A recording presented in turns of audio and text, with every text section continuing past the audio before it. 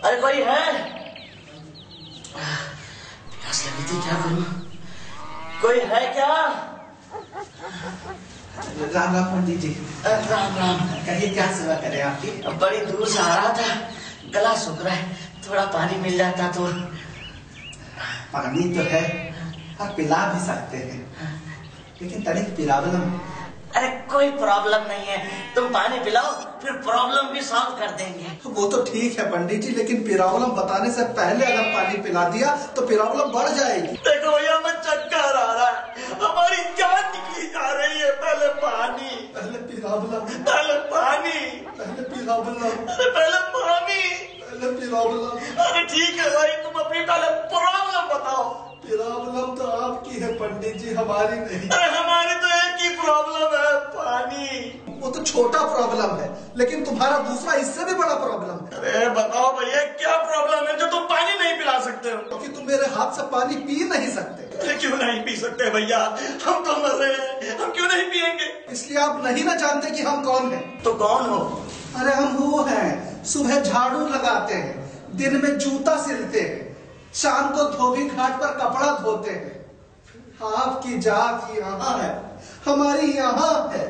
अब बताइए, आप हमारे हाथ का पानी कैसे पिएंगे? ये तो सच में बड़ी प्रॉब्लम है। इसीलिए तो कहा था कि बड़ी प्रॉब्लम है। अरे भैया, हमें तुम्हारे हाथ से पानी पीने में कोई प्रॉब्लम नहीं है, तुम बस पानी पिला दो। नहीं भैया, अगर सब कुछ जानते हुए भी हमने आपको पानी पिला दिया तो हमको पाप लगेगा, नर्क में भी हमको जगह नहीं मिलेगी। अरे ये तुम्हें कैसे मालूम? शास्त्रों में लिखा है। अरे नहीं लिखा भैया, कहीं नहीं लिखा। किसने कहा?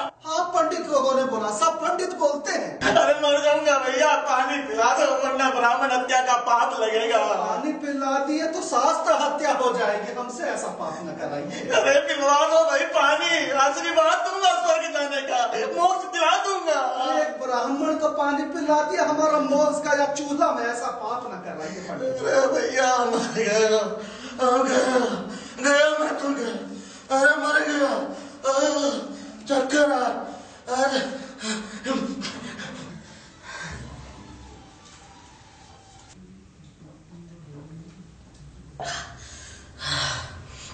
अब जान में जाना है भाई, तुम्हारा कोटि कोटि धन्यवाद जो तुमने मेरी जान बचा दी। ये तो हमारा फर्ज था पंडित जी, लेकिन ये फर्क तो आप में और हम में हमेशा रहेगा।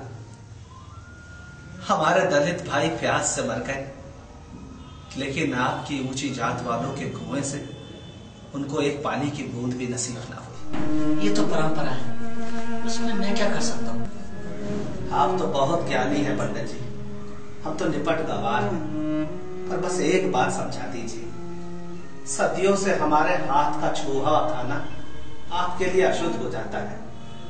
हमारा छुआ हुआ पानी भी आप ग्रहण नहीं करते, ऐसा कार है हमारे हाथों में। भैया ये तो मैं नहीं जानता, पुरानी प्रथा है।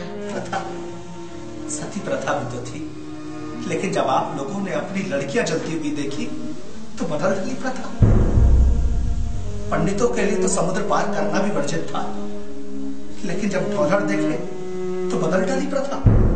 यह भी तो प्रथा थी पंडित जी कि ब्राह्मण पुरोहित रहेगा, क्षत्रिय राज करेगा, वैश्य व्यापार करेगा, शूद्र सेवा करेगा। लेकिन जब लोकतंत्र आए, मंत्री प्रधानमंत्री सब पंडित बन गए राजा। जब पूंजी का युग आया तो आप पंडितों ने खोल ली बड़ी बड़ी कंपनियां, बन गए पूंजीपति, बन गए वैश्य। और तो और जब कारोबार में फायदा दिखा तो पंडितों ने जूतों की फैक्ट्रियां लगा दी। हम जूता बनाए तो छोटे आदमी, वो जूता बनाए तो बड़े आदमी। बात जमी नहीं पंडित जी, अपने लिए तो प्रथा बदलते थे, और हम दलितों के लिए तो कभी प्रथा नहीं बदली। अब समाज का ढांचा ही ऐसा है, समाज के ढांचे का क्या कर सकते हैं? तो फिर तोड़ दो ना ऐसा ढांचा पंडित जी। ढांचा बनाने वाले तुम, तोड़ने वाले तुम।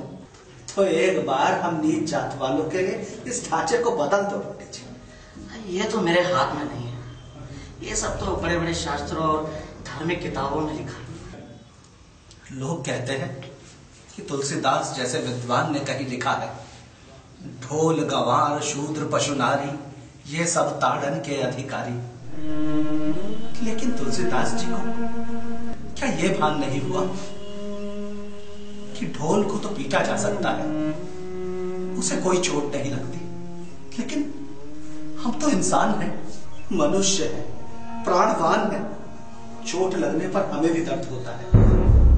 तो क्या आपको भी ऐसा लगता है कि तुलसीदास जी ने जो कहा वो सच है? जिस तुलसीदास ने राम जैसे महान चरित्र को लिखा, राम जैसे महान आदर्श को लिखा, मुझे नहीं लगता कि तुलसीदास जी ऐसा लिख सकता है। पर अगर ये पंक्तियां तुलसीदास ने ही लिखी हो तो मैं ये कहूंगा कि मुझे तुलसीदास जी के ज्ञान पे संदेह है। पंडित जी, शास्त्र कहते हैं कि ब्राह्मण ब्रह्मा के मुंह से पैदा हुए और हम शूद्र पैरों से।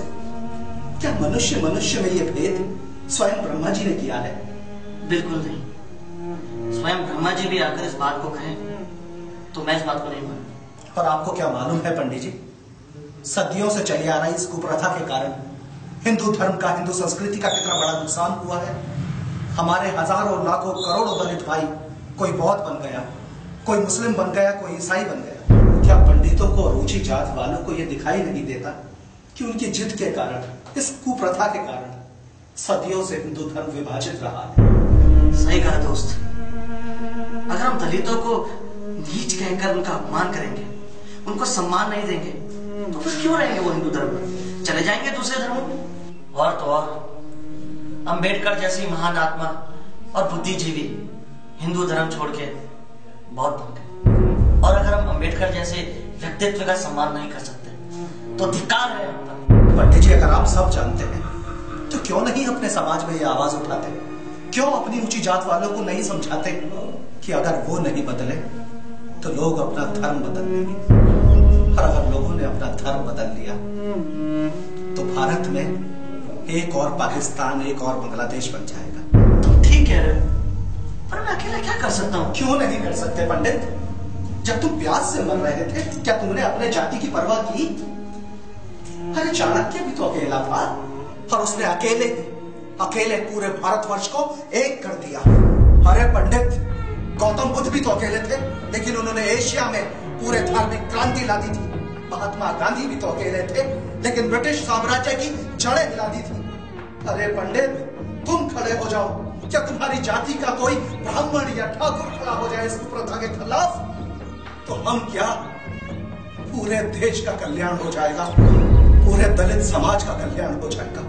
अरे भारत के लोगों, जैसे 1942 में भारत छोड़ो आंदोलन चला था, उस तरीके से जाति तोड़ो आंदोलन क्यों नहीं चल सकता?